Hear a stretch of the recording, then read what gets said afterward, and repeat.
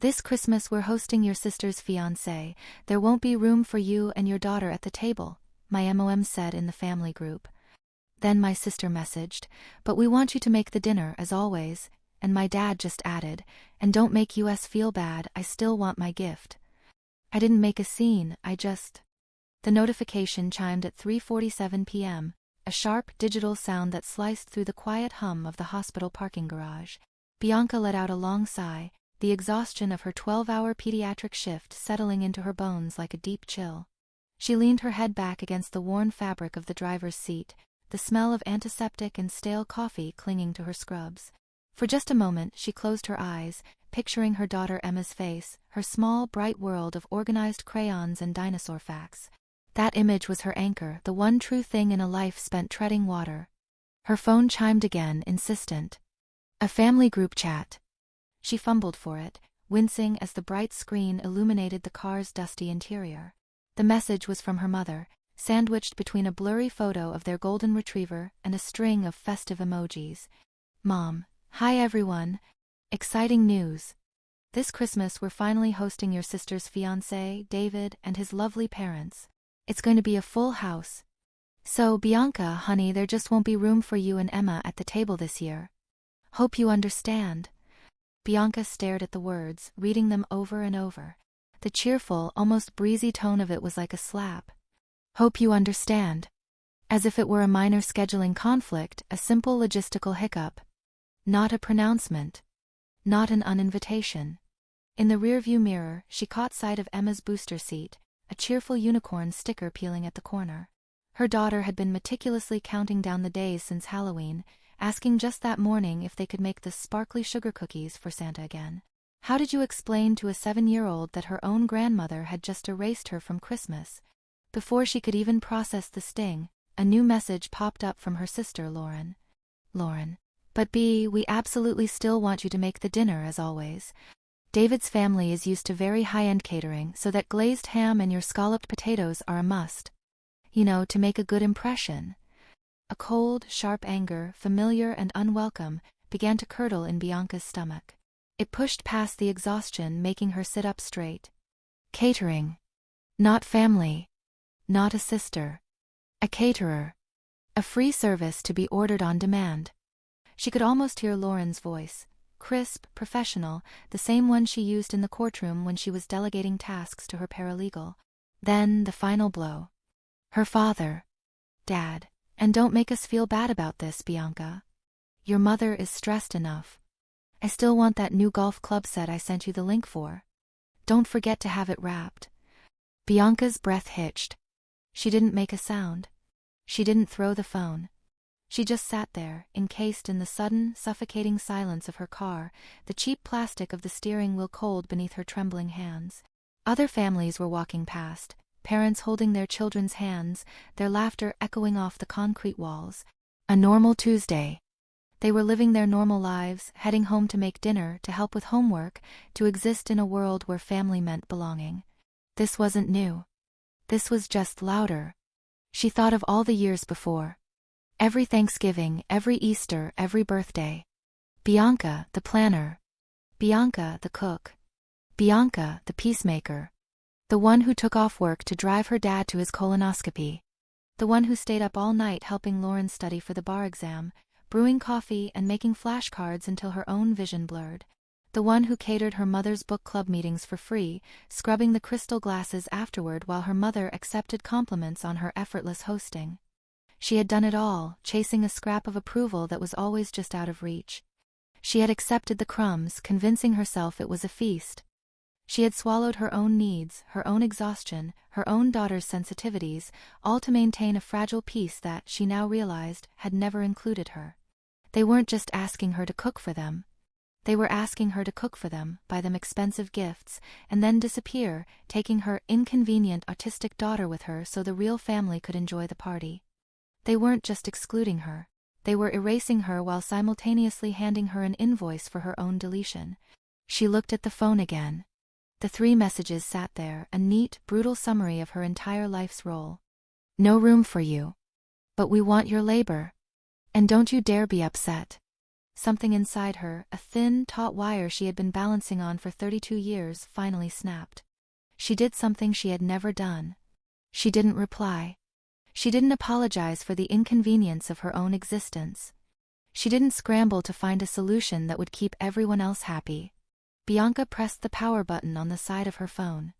The screen went black, plunging the car back into the dim, quiet gray of the parking garage. The silence that followed was heavy, but for the first time in her life it felt like her own. The black screen of her phone reflected nothing but her own tired, pale face. The silence in the car was absolute, a thick, heavy blanket. It felt unnatural. For as long as she could remember, the rhythm of her life had been dictated by the pings and rings of her family's needs. Their emergencies, their demands, their casual requests that were always, somehow, urgent. Now, with the phone off, the silence was a vacuum. It left a ringing in her ears. She stared unseeing at the concrete wall of the parking garage, but her mind was projecting a film of her life, reel after reel of her own subservience. She saw herself at 25, a cordless drill in one hand and a phone pressed to her ear, assembling a mountain of IKEA furniture for Lauren's new law firm apartment while Lauren herself was out getting a celebratory manicure.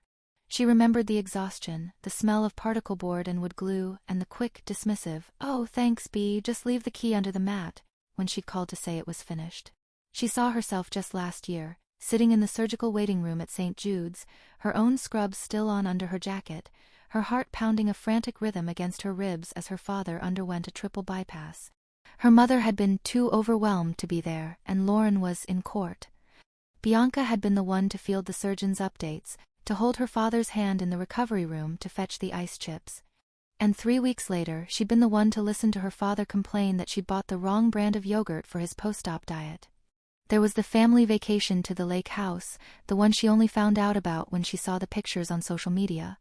When she'd asked, her mother had stammered, "Oh, honey, we just figured it would be too stimulating for Emma.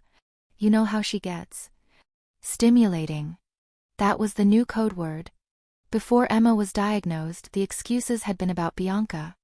They forgot to tell her the time changed for Easter brunch, leaving her to arrive with her daughter an hour late, flustered and apologizing, to a table of half-eaten quiche and cold stares. They assumed she had to work, so they didn't invite her to a celebratory dinner for Lauren's promotion. But ever since the incident, as her mother called it, it had all been about Emma.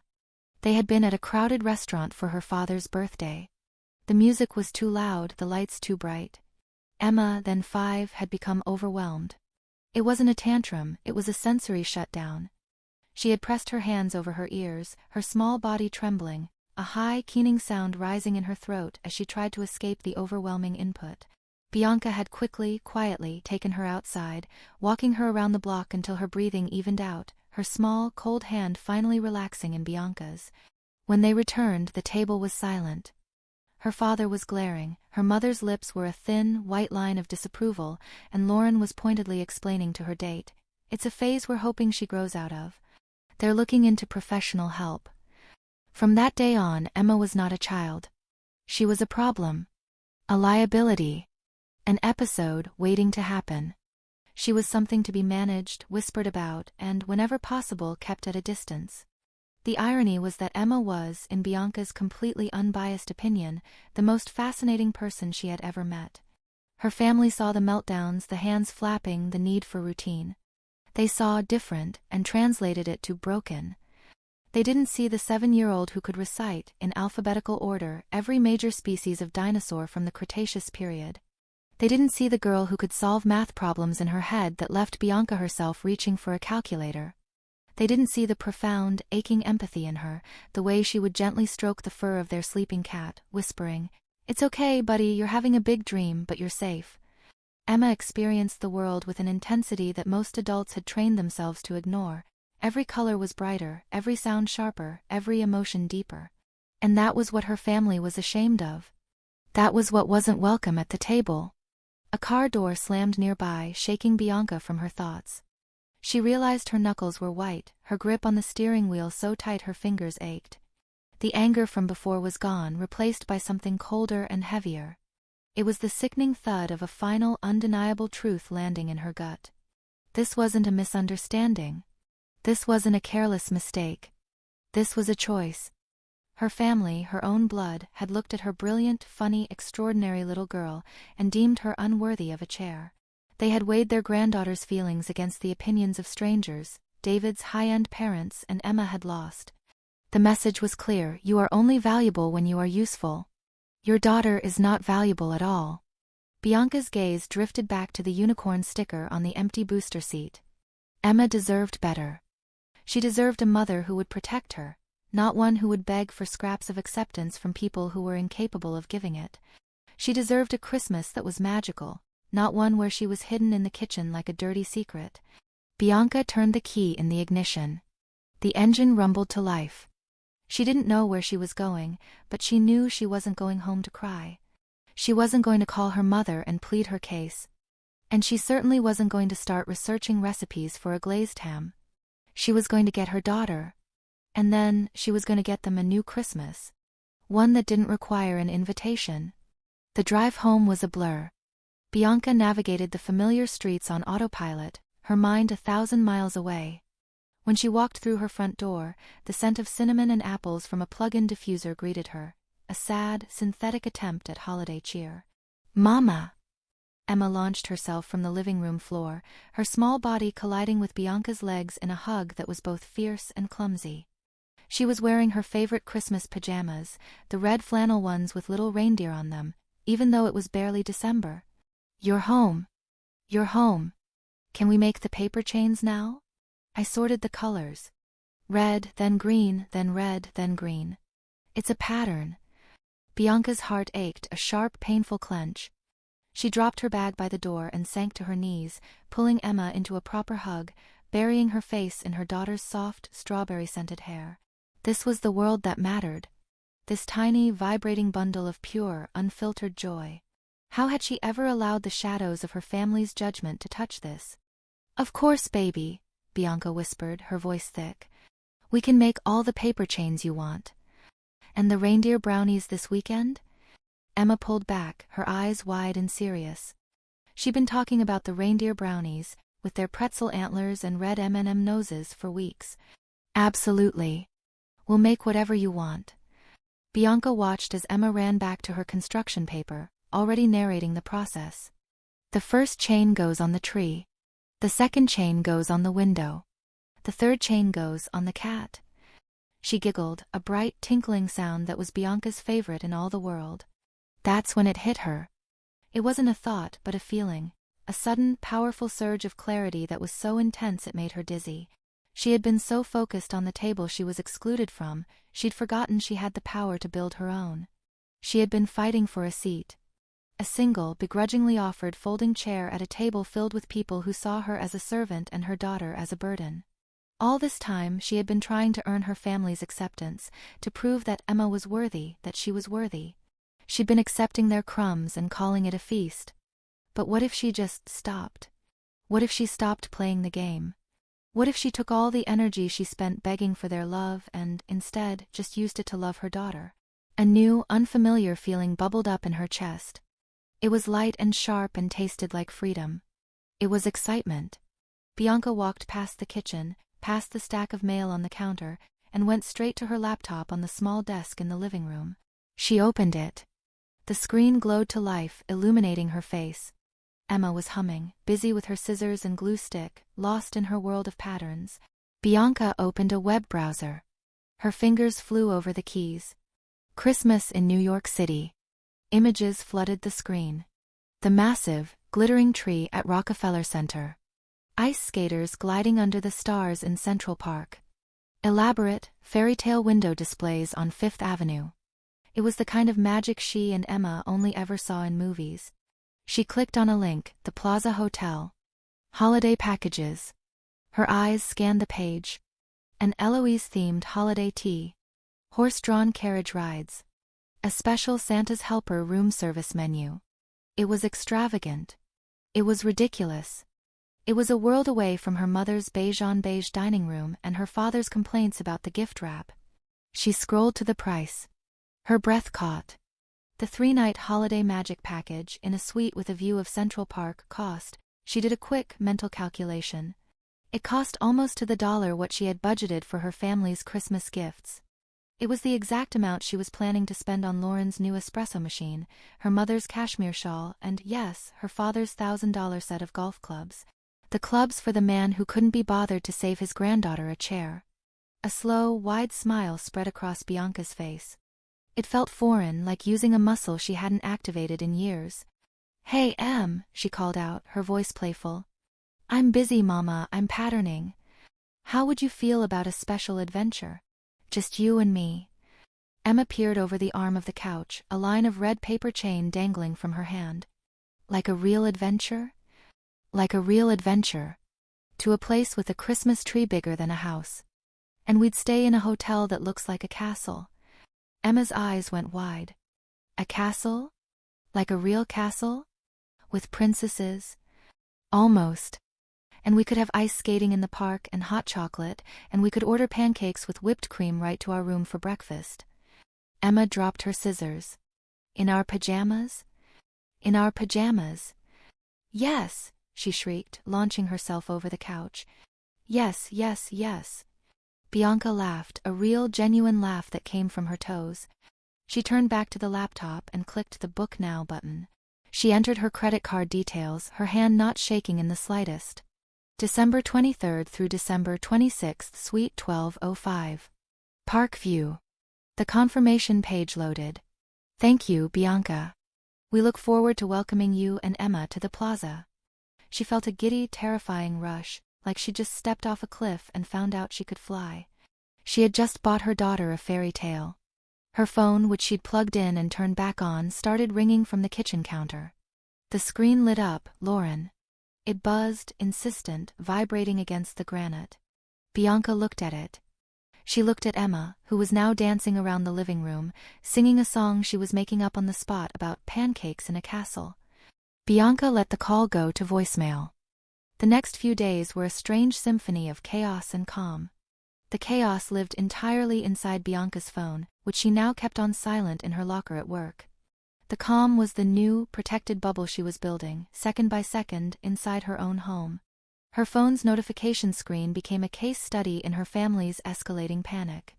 The 43 text messages in the group chat had morphed into a frantic hailstorm of individual voicemails. Lauren's were sharp and demanding. "Bianca, call me back. This is not funny. I need your grocery lists, and I need to know if you're doing the cranberry brie bites or if I have to find someone." Her father's were gruff and laced with entitled rage. "Bianca Marie Parker, you call me back immediately. This childish behavior needs to stop. We have a dinner to plan, and your mother is in a state. Whatever point you think you're making, you've made it. It's time to be an adult." Her mother's were a masterclass in manipulative guilt, her voice wavering with practiced tears. "Bianca, honey, I just don't understand why you're doing this to me. To us.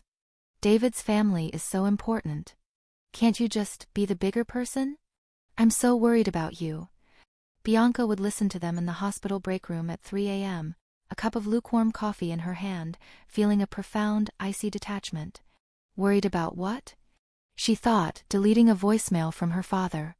"You're not worried about me. You're worried about your missing caterer. You're worried about your gift." This new silence, her refusal to be pulled into their vortex, was acting like a spotlight, illuminating the rot that had been there all along. She went home each morning, kissed her sleeping daughter, and felt the chaos from her phone simply evaporate at the door. That evening, she and Emma decorated their own tree. Not the towering, perfectly symmetrical fir her mother insisted on for the family home, the one Bianca was always tasked with decorating, but a small, endearingly lopsided spruce they had picked out together.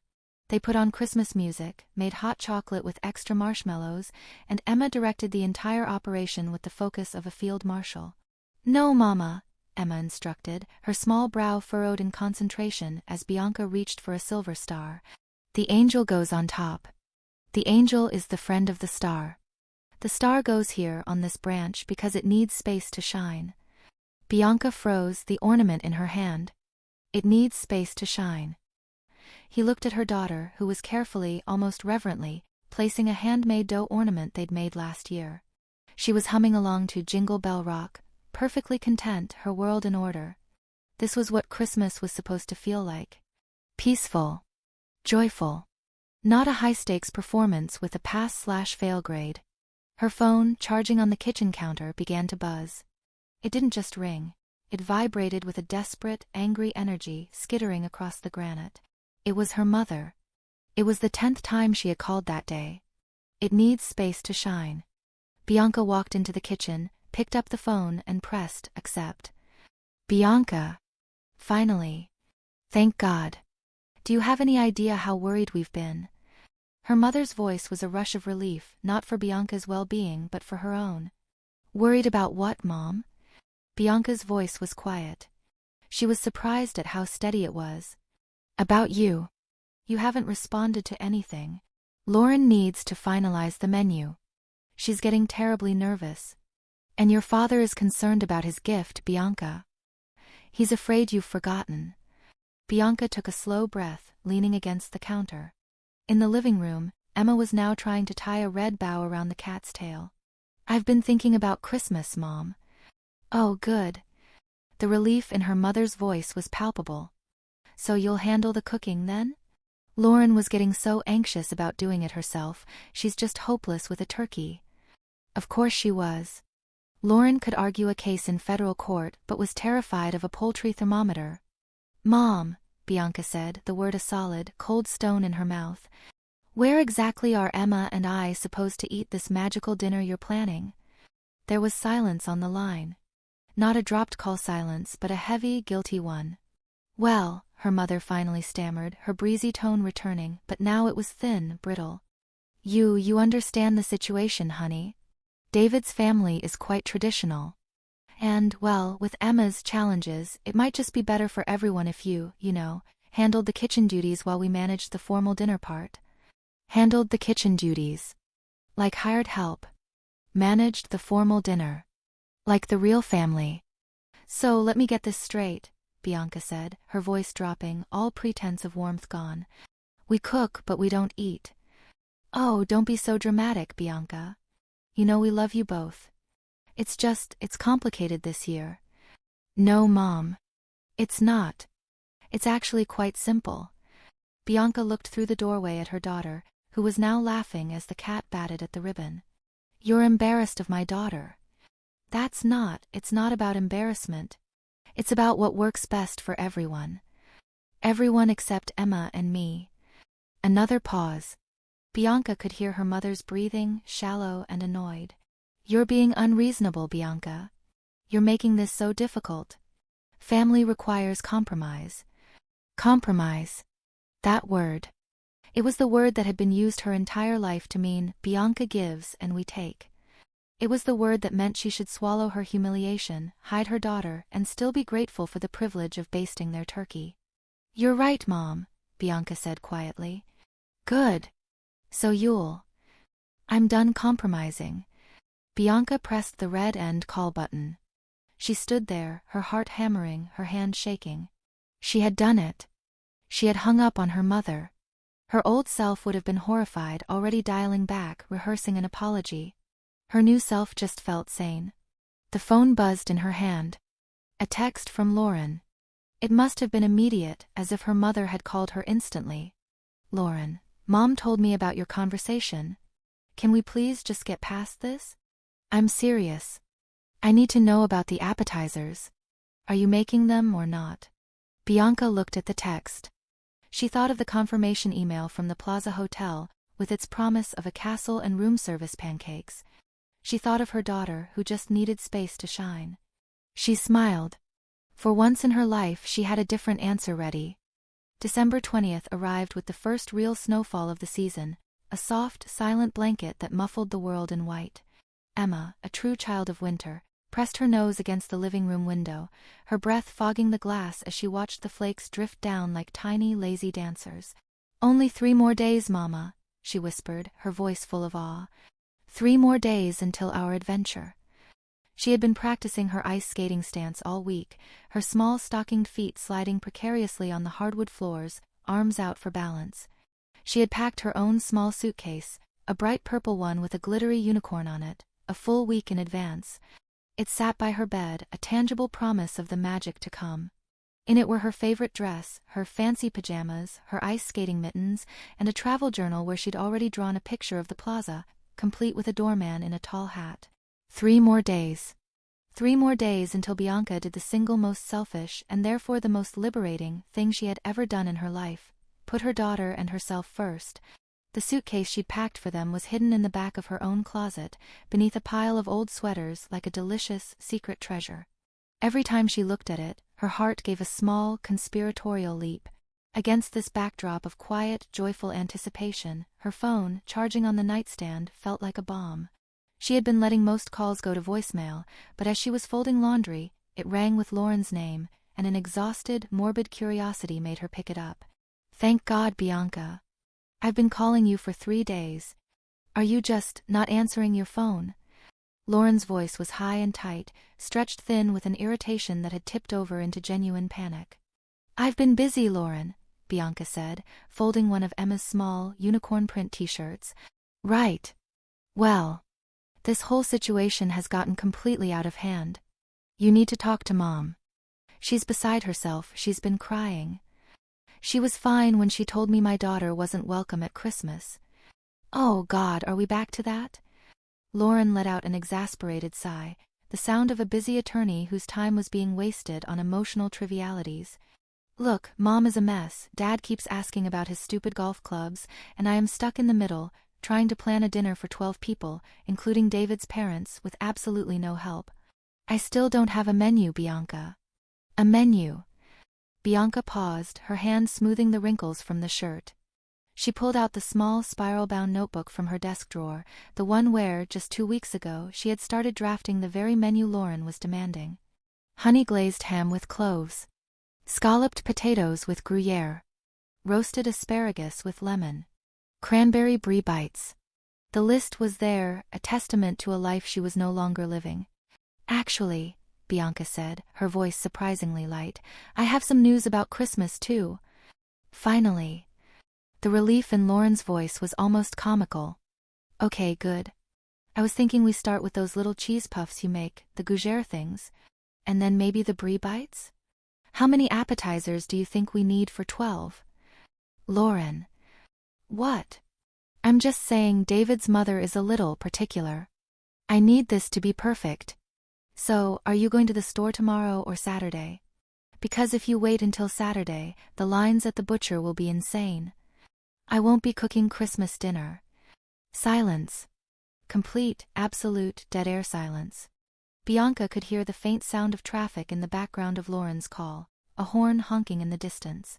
She could picture her sister, stopped in her tracks, probably in the lobby of her sleek, downtown office, her designer briefcase in one hand, her face frozen in disbelief.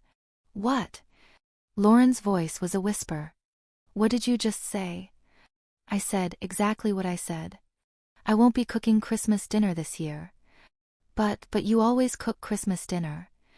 And you always have a place at the table," Bianca countered, the words landing with a soft, final thud. More silence. She could practically hear the gears grinding in her sister's head, the logic failing to compute. This was not a variable Lauren had ever accounted for.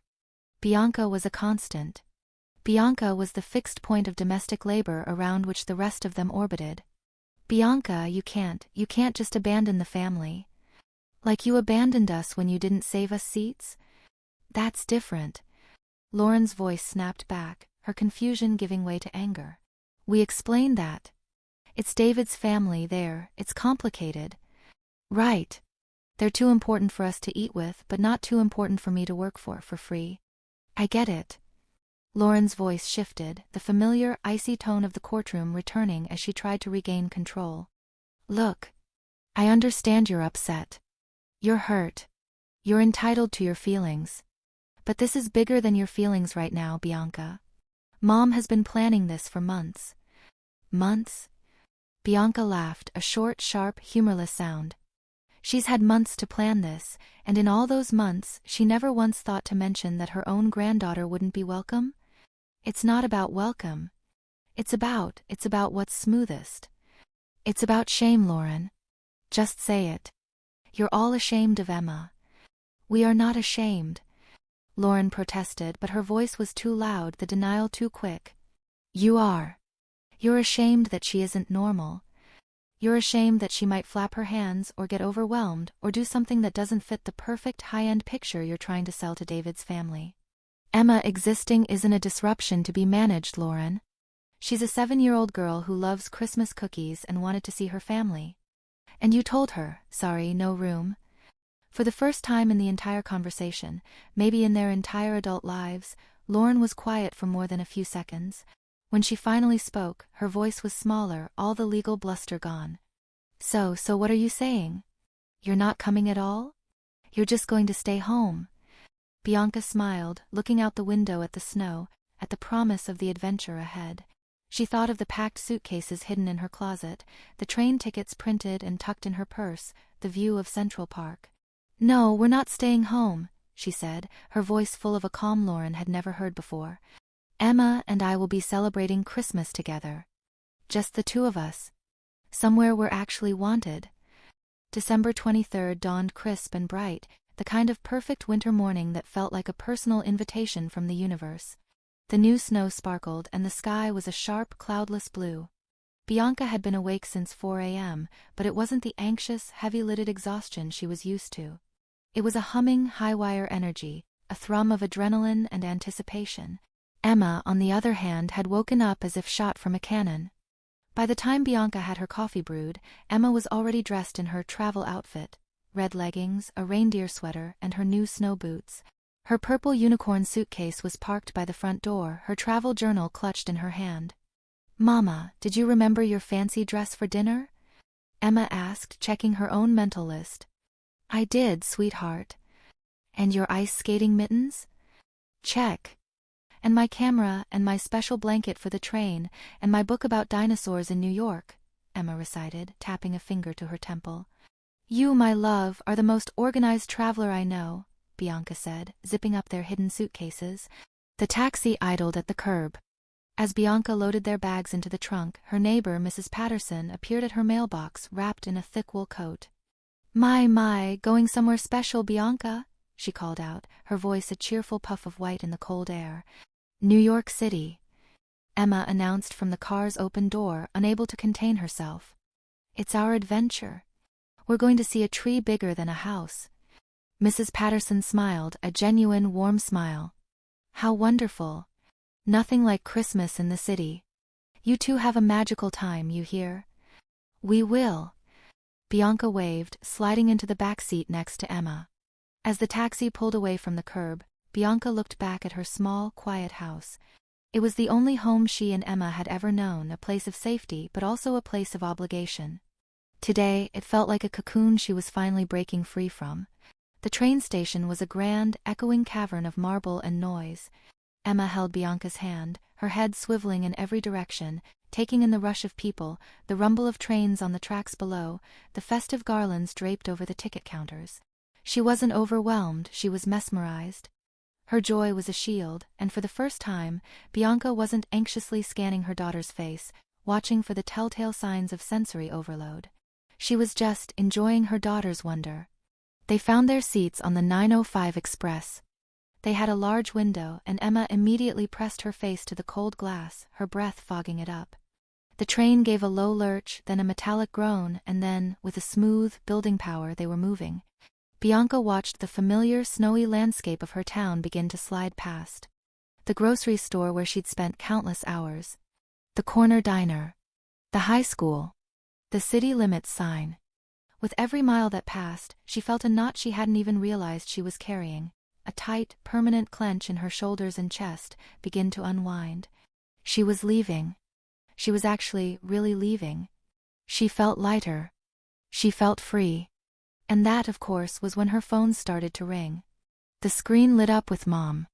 Bianca's first instinct, a lifetime of conditioning, was to silence it, to let the anxiety of the call win. But she looked at Emma, who was now completely absorbed in her travel journal, carefully drawing a picture of the train station. It needs space to shine. Bianca answered the call. Bianca, thank goodness. Where are you? I'm at the grocery store and this is chaos. Her mother's voice was high-pitched, frantic. I can't find the list you usually make for the butcher. I don't know what kind of ham you get. And the ingredients for your potatoes, how am I supposed to know what you need? What I need. Bianca almost laughed. The irony was so thick it was suffocating. I'm not making a list this year, Mom, Bianca said, her voice calm. The rumble of the train was a soothing rhythm beneath her. What? What do you mean you're not making a list? You always make the list. How am I supposed to? I'm not cooking this year, remember? I told Lauren. You'll have to ask her. But Lauren doesn't know how to cook for 12 people. 12. Not 14. Even in her panic, her mother couldn't bring herself to include them. Even now she was only mourning the labor, not the people. Then maybe you should have thought of that, Mom, before you decided we weren't family enough to eat with you. A sharp, indignant gasp. Bianca, where are you? You sound different. You sound far away. Bianca looked out the train window at the snow-covered countryside rushing past, a blur of white and brown. Then she looked at her daughter, safe and content in her reindeer sweater, humming as she colored. I'm exactly where I belong, Mom. What does that mean? Stop being cryptic. It means Emma and I are on a train. We're going to celebrate Christmas somewhere we are actually wanted. Somewhere we have a seat at the table. The silence on the other end was deafening. Bianca could hear her mother's sharp, panicked breathing. A train? You can't be serious. You've left? With Christmas dinner just 2 days away? Bianca Marie Parker, you turn around and come home this instant. You are ruining everything. You are ruining everything. Bianca looked at Emma's joyful, focused face. No, she thought. I'm finally saving it. Goodbye, Mom. Have a wonderful dinner with David's family. I truly hope it's everything you dreamed of. She pressed the end call button. And then, for the first time in her adult life, she held down the power button. The screen prompted her, slide to power off. She slid her thumb across the glass. The screen went black. She dropped the phone into her purse and zipped it shut. A profound, giddy, terrifying peace settled over her. It was done. Emma looked up from her drawing, her eyes bright. Was that Grandma? It was, Bianca said, her voice lighter than it had been in years. Is she sad we're not cooking for everyone? Bianca considered how to answer that. I think, sweetheart, she said, smoothing Emma's hair, I think she's just realizing that taking people for granted has consequences. Now, what do you say we find the snack car? The city rose up to meet them, a forest of steel and glass that glittered in the sharp afternoon sun. Emma's face was pressed so hard against the train window that her nose was flattened, her small OS and WOW SA running commentary as the suburbs dissolved and the iconic skyline of Manhattan emerged. A taxi ride through the city was its own kind of chaotic magic. Emma sat on her knees, her chin resting on the open window, her eyes wide as she took in the river of yellow cabs, the throngs of people in festive hats, the sheer, impossible height of the buildings. It smells like roasted nuts, Mama. And the trees have lights on them everywhere. Bianca just held on, her heart thumping a steady, joyful beat. She wasn't navigating. She wasn't problem-solving. She was just a passenger on her daughter's adventure. And then they pulled up to the plaza. It was everything the pictures had promised and more. It wasn't just a hotel, it was a palace. Marble floors gleamed under the warm light of colossal crystal chandeliers. A massive Christmas tree dominated the lobby, a towering 20-foot marvel of gold and silver ornaments that seemed to capture the light and hold it captive. Garlands of fresh pine and velvet ribbon draped every surface. It was grand, and yet somehow it was warm. Emma stopped just inside the revolving door, her purple suitcase in hand, her head tilted all the way back. Mama, she whispered, her voice full of reverence. It is a castle. As Bianca moved toward the check-in desk, a concierge in a smart uniform and a kind face stepped forward. He didn't look at Bianca. He bent down slightly to address Emma directly. Welcome to the plaza, mademoiselle. We've been expecting you. Is this your first visit to New York? Emma, who sometimes struggled to make eye contact with strangers, looked right at him. Yes, sir. It's our adventure. We're going to ice skate and see a tree bigger than a house. But this tree is also very big. It certainly is, the man said, his smile never wavering. And we have a special welcome gift for our most important guests. He produced a small plush teddy bear dressed in a miniature plaza uniform. Emma gasped, her hands flying to her mouth. She took the bear with a reverence Bianca had only ever seen her use for dinosaur fossils at the museum. "Thank you. His name is Parker. Parker the Plaza Bear." "A very fine name," the concierge said. "If you or Mr. Parker need anything at all, you just let us know." Bianca watched the exchange, a knot forming in her throat. There was no judgment. No one whispered. No one shot them an annoyed look when Emma did a small, excited stim, flapping her hands by her sides. Here, in one of the most exclusive hotels in the world, her daughter's joy was simply appreciated. A concierge had shown her child more respect in 30 seconds than her own family had in 7 years. Their suite was on the 12th floor. Bianca's hand trembled as she slid the key card into the door. It swung open onto a room that made her own house look like a closet. A huge plush sitting area with a velvet couch, a desk, and, through a set of sweeping windows, a postcard-perfect view of Central Park, dusted in snow. Emma ran from room to room. "The bathroom has a phone. And a tub deep enough for a boat. And look, Mama, the bed is bigger than our whole couch." She launched herself onto the king-sized bed, disappearing into a mountain of white pillows and crisp linens. Bianca walked to the window. Below, she could see the ice rink, tiny figures gliding in circles. Horse-drawn carriages, draped in garlands, trotted along the park's edge. It was a fairy tale. It was real. "Mama? Can we?" Emma asked, bouncing on the bed. She was holding up the room service menu, which she'd already found on the desk. "Can we really order whatever we want?" "Anything you want, sweetheart." Emma studied the menu with the seriousness of a Supreme Court justice reviewing a brief. I think chocolate chip cookies. And 2 glasses of milk. For our arrival snack. Is that okay?" "That," Bianca said, her voice thick, "is a perfect choice." 20 minutes later, they were sitting on the floor by the window, in their pajamas, sharing a plate of warm, gooey cookies and watching the park lights twinkle on as dusk settled over the city. Emma was narrating a complex story for Parker the Plaza Bear. It was only then, wrapped in this bubble of impossible peace, that Bianca felt brave enough to turn her phone back on. She had to. She was a mother, after all. She couldn't be completely unreachable.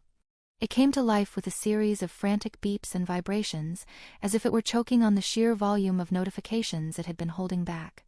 17 missed calls. 42 text messages. She opened the family group chat, her thumb hovering. It looked less like a conversation and more like a war zone. "Dad, this is the most selfish, childish, and disrespectful thing you have ever done, Bianca." "Lauren, do you have any idea what you've put us through?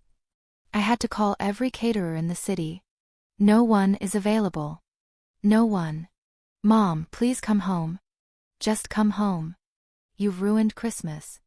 David's mother is asking questions. This is a humiliation. Dad, I hope you're happy.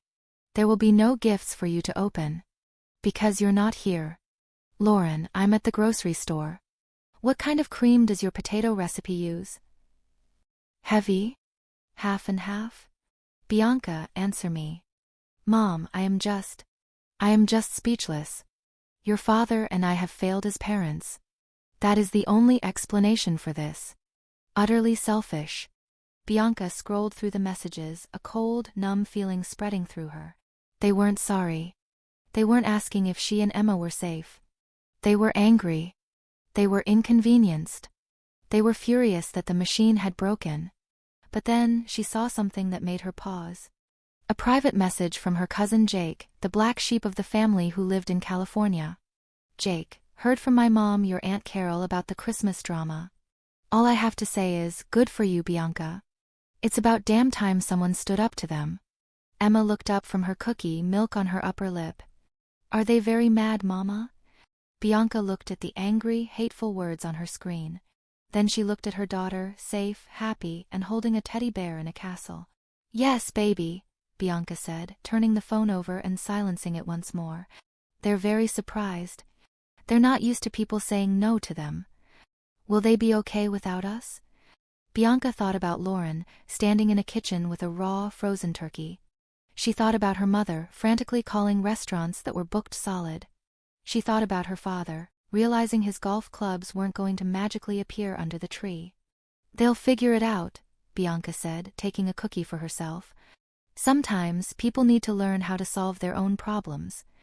The afternoon had melted away in a whirlwind of magic. They walked through Central Park, Emma bundled in her red coat, her eyes wide as she fed nuts to a brave squirrel and collected interesting leaves to press in her journal. They visited the American Museum of Natural History, where Bianca stood back and watched, her heart swelling, as Emma spent 45 uninterrupted minutes studying the dinosaur exhibits, quietly explaining the difference between a brachiosaurus and a diplodocus to Parker the Plaza bear, who was tucked safely in the crook of her arm.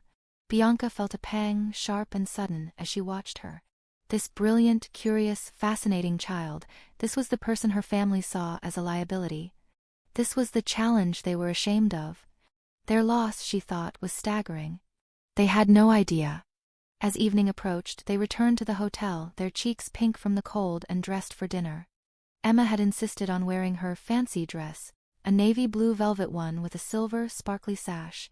Bianca had put on a simple, elegant black dress she'd bought months ago on a whim but had never had an occasion to wear. When she looked in the bathroom mirror, smoothing the fabric over her hips, she barely recognized herself. Her eyes were bright. She wasn't hunched over with exhaustion or anxiety. She looked happy.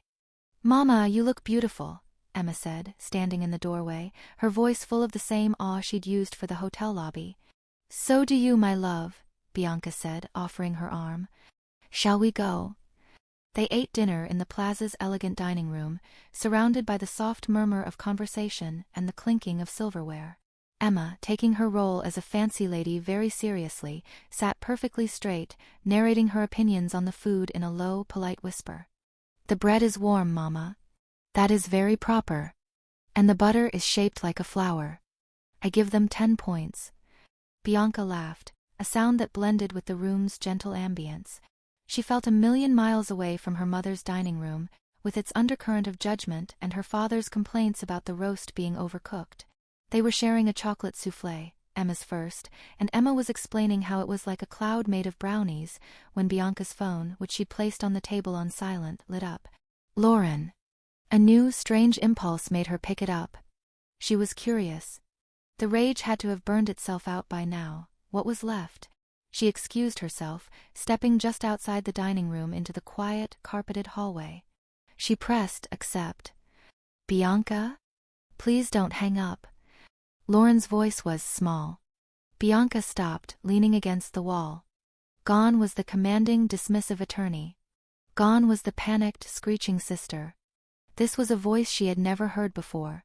It was the sound of a white flag. "I'm listening, Lauren." Where are you?" "Really?" Bianca looked through the carved wooden doorway into the warm, golden light of the restaurant. She saw Emma, sitting alone at their table, carefully eating her soufflé with a tiny spoon, her back straight, a picture of perfect, unself-conscious dignity. "We're at the plaza," Bianca said, the words feeling strange and powerful on her tongue. "In New York." A sharp intake of breath. The plaza? As in, the actual Plaza Hotel? "The very one," Bianca said. "Emma's having chocolate soufflé for the first time." A long, heavy silence stretched between them, filled only by the distant sound of a piano. "Bianca," Lauren said, her voice cracking slightly. I need to tell you something. We tried to cook dinner ourselves today. The pre-Christmas dinner. Just us and David's parents." Bianca almost smiled. She leaned her head back against the flocked wallpaper. "How did that go, Lauren?" "It was."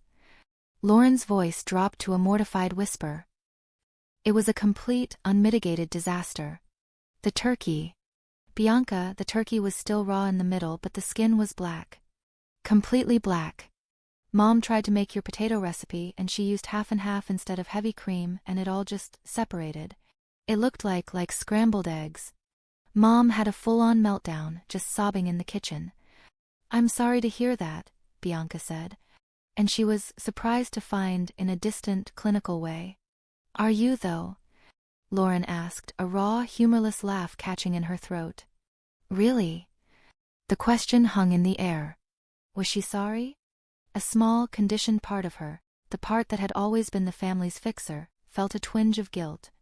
But a larger part, the new, stronger part that was breathing in the quiet, pine-scented air of the hotel, felt something else entirely. It felt like relief. It felt like justice. "I'm sorry that it happened," Bianca said carefully. "I'm not sorry that I wasn't there to fix it." "Dad ended up ordering pizza," Lauren continued, as if she hadn't heard. "Pizza.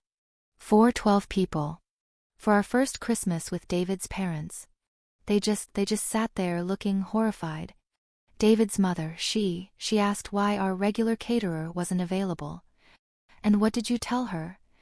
"The truth," Lauren said, her voice breaking. "I told her the truth. That we don't have a caterer. That our sister has been doing everything for free for years. And that we took it so completely for granted that we didn't even bother to save her or her daughter a seat at the table. I said it out loud to a stranger." Emma had finished her dessert and was now walking toward the hallway, holding Parker the Plaza Bear. She came and stood beside Bianca, slipping her small, warm hand into hers. "Lauren," Bianca said, her voice softening as she squeezed Emma's hand, "can I ask you something?" "Of course." "When you were planning this dinner, when you and Mom and Dad decided there wasn't room for Emma and me, did it even occur to you that we might have feelings about that?" Another long, agonizing pause. Bianca could hear Lauren take a shaky breath. We just thought you'd understand," Lauren whispered. "We thought you'd do it. Like you always do." The situation was complicated. "It wasn't complicated, Lauren. You were embarrassed of Emma." "That's not." "It is. It is exactly that. You've all been embarrassed of her since she was diagnosed. You treat her like she's broken instead of just different. She has meltdowns sometimes. So do you." "What?" "Remember your breakdown during the bar exam?" Bianca said, her voice quiet but unflinching. "When you called me at 2 a.m., convinced you'd failed everything. I drove 4 hours in the middle of the night to bring you soup and sit with you while you cried for a whole day. Did anyone suggest you were too difficult to have around after that?" Lauren was quiet for so long Bianca thought she'd hung up. "You're right," Lauren said finally, her voice thick with tears. "God, Bianca. You're absolutely right. We've been horrible. We've been awful." It was the first genuine, unqualified admission of fault Bianca had ever heard from her sister. It was a crack in the dam. "The thing is, Lauren," Bianca continued, stroking Emma's hair, "Emma is brilliant. And she's funny and she's kind and she sees the world in ways that make it more beautiful. And you're all missing it. You're missing out on knowing this amazing little person, all because you're too worried about what other people might think." "I know," Lauren choked out. I see that now." "Do you?" Bianca asked. "Or are you just saying that because dinner was a disaster?" "Both," Lauren admitted with a painful honesty that shocked Bianca. "Maybe both. But mostly the first one." Bianca looked down at Emma, who was leaning sleepily against her, her face peaceful. "Lauren, I need you to understand something. This isn't just about Christmas dinner. This is about years of us feeling like we're only valuable when we're useful. I'm not angry anymore. I'm just done." "What does that mean?" "Done?" "It means things are going to be different from now on," Bianca said. "It means this ends." Christmas Eve morning dawned bright and clear, the city's hustle softened by a fresh layer of snow. It was perfect weather for ice skating. Emma had been vibrating with anticipation for this specific activity, practicing her balance on the hotel room's plush carpet. They bundled up in their warmest clothes and walked to Woolman Rink in Central Park, the air so cold it felt like a sharp, clean intake of joy. The rink was magical, just as the pictures had promised. It was filled with families laughing, couples holding hands, and the sound of blades cutting across the ice, all set against the backdrop of the city's towering skyline. Emma held Bianca's hand in a death grip as they stepped onto the ice, her small face a mask of serious concentration. "Remember what I said, baby?" Bianca murmured, keeping her steady. "It's okay to fall. That's how we learn." Emma nodded solemnly, her eyes fixed on her own feet. "Okay to fall." She pushed off with one foot. For a terrifying, windmilling moment she wobbled, her arms flailing. Bianca held her breath, ready to catch her. And then something just clicked. Emma found her center. She pushed off with the other foot. She was gliding. A huge, gap-toothed grin split her face.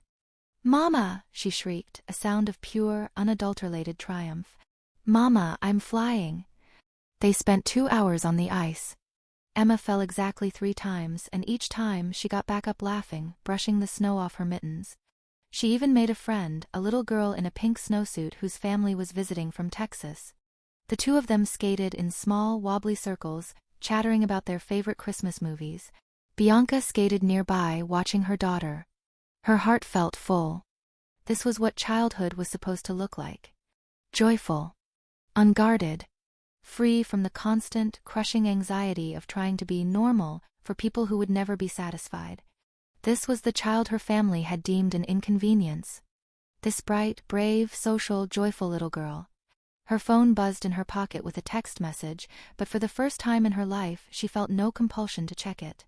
Whatever crisis was happening in her old life, it could wait. This moment, this patch of ice, this cold, bright air, this belonged to Emma and her. Later, as they walked back to the hotel, sipping hot chocolate from a street vendor, Emma slipped her mittened hand into Bianca's. "Mama." "Yes, baby. This is the best Christmas ever." Bianca's throat tightened. "Even though it's just us?" Emma looked up at her, her expression serious, as if this was the most obvious thing in the world. "Especially because it's just us. We don't have to be quiet. We don't have to worry about anyone being upset, or making too much noise, or sitting still for too long. We can just be happy." Out of the mouths of babes. Bianca knew, in that moment, that this trip had already given them more than a lifetime of her mother's Christmases ever could. Back in the warm, quiet sanctuary of their suite, Bianca finally checked her phone. The message that had come through while they were skating was not from Lauren. It was from her mother. And it was different from all the others. There was no anger, no guilt, no demands. "Mom, Bianca, your father and I have been talking. All night. We owe you an apology. We have taken you for granted for years, and we have been unfair to Emma. She's our granddaughter and we love her. We didn't know how to handle her needs. We were wrong. We'd like to talk. When you're ready." Bianca read it twice. 3 times. She sat down on the edge of the bed, her legs suddenly weak. She showed the phone to Emma, who was building a fort out of the couch cushions. Emma read the message, her brow furrowed. "What do you think about this message from Grandma, Em?" Emma considered it carefully. "Do you think she means it?" "I don't know," Bianca answered honestly. "What do you think?" Emma was quiet for a long moment, then said, "Maybe she's learning too. Like how I learned to ice skate today." That evening they ordered room service, cheeseburgers and fries at Emma's request, and watched Elf in their pajamas. Emma fell asleep halfway through, curled up against Bianca's side like a contented cat, Parker the Plaza Bear tucked under her arm. Bianca sat there in the beautifully appointed room, the lights of the city twinkling like a billion fallen stars outside her window. She felt a deep, profound peace she hadn't known she was capable of. Her phone rang quietly on the nightstand. Lauren. This time, when she answered, she knew the conversation was going to be different. "Bianca? I'm glad you answered." Lauren's voice was steady but tired. Not angry tired. Soul tired. "Mom told you she texted? About apologizing?" "She did," Bianca said. "Emma and I were just talking about it." How is she? Really? Is she having a good time?" It was the first time Lauren had ever asked about Emma's actual experience, rather than the inconvenience Emma might cause. "She's amazing, Lauren," Bianca said, a smile in her voice. "She learned to ice skate today. In Central Park. She made a new friend and told me this is the best Christmas ever. Because," she paused, letting the words land, "because we're free to just enjoy each other. Because I'm not running around, stressed out, trying to manage all of your expectations." Lauren was quiet for a long, heavy moment. "God. After you left, after the dinner disaster, David's parents asked a lot of questions. His mother specifically asked about Emma. She wanted to know why we hadn't mentioned David had a niece. What did you tell her?" "The truth. That we've been idiots. That we have this incredible, smart niece who we've been pushing away because we didn't know how to handle her being different. Bianca felt a small, shocked spark of hope. David's father, Lauren continued. He works with special needs kids in his pro bono law practice. He told us things about autism we didn't know. About how intelligent autistic children often are. How their different way of processing things can be a gift. Emma is incredibly intelligent, Bianca said softly. I'm starting to understand that, Lauren said. And I'm starting to understand how badly we've failed both of you. It was the longest conversation the two sisters had ever had where Lauren listened more than she talked. Lauren, can I ask you something? Honestly? Of course. Are you saying all this because you genuinely want to do better? Or because this whole situation has been embarrassing for you with David's family? Lauren was quiet for a long time. Both, she said finally, the admission hanging in the air. If I'm being completely horribly honest, both. But mostly the first one. Sitting at that ruined dinner table, with David's parents asking normal questions about our family, I realized how messed up we are. And I don't want it to be like this. Emma stirred in her sleep, mumbling something about snowflakes. Lauren, things can't go back to the way they were, Bianca said, her voice firm. I know. I don't want them to. I want them to be better. What does that look like? Bianca looked out at the lights of New York. I don't know yet. But I'm willing to listen. Christmas morning at the plaza was pure, unfiltered magic. Emma woke up to find that Santa had indeed found them in New York. Bianca had secretly arranged with the concierge to have the gifts she'd ordered delivered to their door while they slept. Emma's squeal of delight when she saw the advanced art supply set and the illustrated book about female scientists probably woke half the 12th floor. Mama! He found us. He found us in the castle. He finds good girls everywhere, sweetheart, Bianca said, her heart full. They spent the entire morning in their pajamas. Emma sat on the floor, surrounded by new pencils and crisp white paper, meticulously drawing a picture of their adventure. Bianca sat on the velvet couch, sipping the best coffee she'd had in months, reading a book. Room service brought them an elaborate breakfast of pancakes, waffles, and every kind of berry imaginable. Emma practiced her formal dining manners with Parker the Plaza Bear, making them both giggle. Pass the strawberries, please, madame, Emma said in a high-pitched, fancy voice. Certainly, mademoiselle, Bianca replied. It was peaceful. There was no frantic rush to get the turkey in the oven. No tense, passive-aggressive comments from her mother about the table settings. No fielding passive-aggressive reminders from her father about his gifts. It was just joy. Around noon, her phone rang. The caller ID showed her parents' landline, which meant it was a coordinated, formal event. This was it. Emma looked up from her drawing, her expression unreadable. Should you answer it, Mama? Bianca looked at the phone, then at her daughter. Do you want me to? I think we should try, Emma said, echoing her own words from the night before. Bianca nodded. Then we will. She put the phone on speaker. Hello. Bianca. Her mother's voice was bright but nervous, fragile. Merry Christmas, sweetheart. Merry Christmas, Mom. Merry Christmas, everyone, Bianca said, knowing they were all there. We're all here, her father's voice came through, gruff but softer than she'd ever heard it. Me, your mother, Lauren. Even your cousin Jake drove down. We wanted to call together. A beat of silence. Then, her father's voice again, strained with an unfamiliar emotion. Bianca, I owe you an apology. All of us. What we did, it was wrong. There's no excuse for it. This was unprecedented. Her father, apologizing. It was like spotting a unicorn in the wild. Emma, too, Lauren added, her voice clear. We owe Emma the biggest apology of all. We haven't been fair to you, Em. We've been idiots. Hi, Aunt Lauren. Hi, Grandpa, Emma said softly, moving closer to the phone. Hi, baby girl, her father's voice was thick.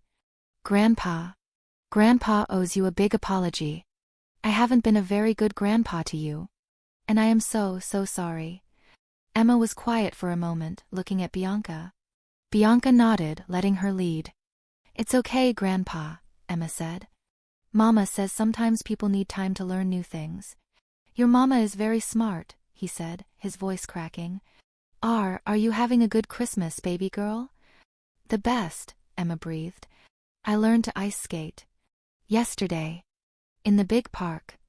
And I made a friend named Sally, and we're staying in a castle, and the bed is bigger than a boat, and the people here are so nice, and they gave Parker a special hat. For the next 10 minutes, with a quiet prompt or two from Bianca, Emma regaled her family with a detailed, minute-by-minute description of their New York adventure. She talked about the dinosaur bones, the hot chocolate, the fancy bread, the warm cookies, and the flying feeling on the ice. Bianca listened, but she was also listening to the silence on the other end of the line. She heard her family, for the very first time, not just hearing Emma, but listening to her. They were hearing her intelligence. They were hearing her humor. They were hearing her unique, brilliant, detailed-oriented personality.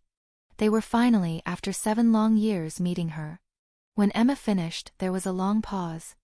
She's remarkable, Bianca, her father said finally, his voice thick with emotion. She really is, her mother agreed, sniffling. I want to know her better, Lauren said softly. Both of you. If you'll let us try. Bianca looked at Emma, who was nodding, a small, hopeful smile on her face. We're willing to try, Lauren, Bianca said. But things have to be different. We can't go back. They will be, her mother promised. We've learned our lesson. This isn't a family without you two. The train pulled into their home station just as the sun was setting on December 26th. The world was washed in a cold, rosy pink light. Mama, Emma said, pressing her nose to the window as she clutched her new glass angel ornament they'd bought at the holiday market. I'm excited to see our house. But I'm also sad our adventure is over. Who says it's over? Bianca said, smiling as she gathered their bags. This was just the first adventure. We've learned something important this week, Em. We know how to create our own happiness now. We don't have to wait for other people to give it to us. That evening, as they were unpacking, the doorbell rang. Bianca opened it to find Lauren standing on the porch, holding a large, brightly wrapped gift bag and looking nervous. Aunt Lauren. Emma ran to the door, her excitement genuine. Hi, Em. We saved all your presents from Christmas morning. I brought them over. They were small things, books, a puzzle, art supplies, but they represented something enormous. For the first time, her family had thought of Emma as a person to shop for, not a problem to manage. After Emma ran off to inspect her new treasures, Lauren lingered in the doorway. She really is amazing, Bea, she said quietly. I don't really know her at all, do I? She'd like to know you too, Bianca said. But Lauren, she can't be a project. She just needs to be your niece. I understand, Lauren said, nodding. I want to learn. We all do. She took a breath. Dad cried. When Emma told him about ice skating, he actually cried. He said he wished he'd been there to see it. He could have been, Bianca said, not unkindly. You all could have been. I know, Lauren said. That's what makes it so much worse.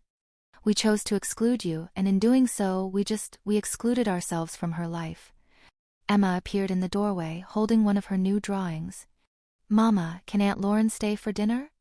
I want to show her my pictures from New York. Lauren looked at Bianca, her eyes wide and hopeful. Would you like to stay? Bianca asked. Fair warning, we're having grilled cheese. Nothing fancy. That, Lauren said, a real smile spreading across her face, sounds perfect. As Bianca tucked Emma into bed that night, her daughter looked up at her with those wise, all-seeing eyes. Do you think they really want to know me now, Mama? I think they're going to try, sweetheart. And if they don't try hard enough, we'll go on another adventure, Emma said, a sleepy, confident smile on her face. Just us. Exactly like that, Bianca said, kissing her forehead. You are more than enough, Emma. You are everything. 6 months later, Bianca and Emma were planning their summer vacation to the Grand Canyon. They had started a tradition. Her family was trying. There were stumbles. There were setbacks. But her father had started sending Emma Dinosaur of the Week fact cards in the mail. And Lauren had taken her, just the two of them, to the Science Museum. Bianca had learned the most important lesson of all.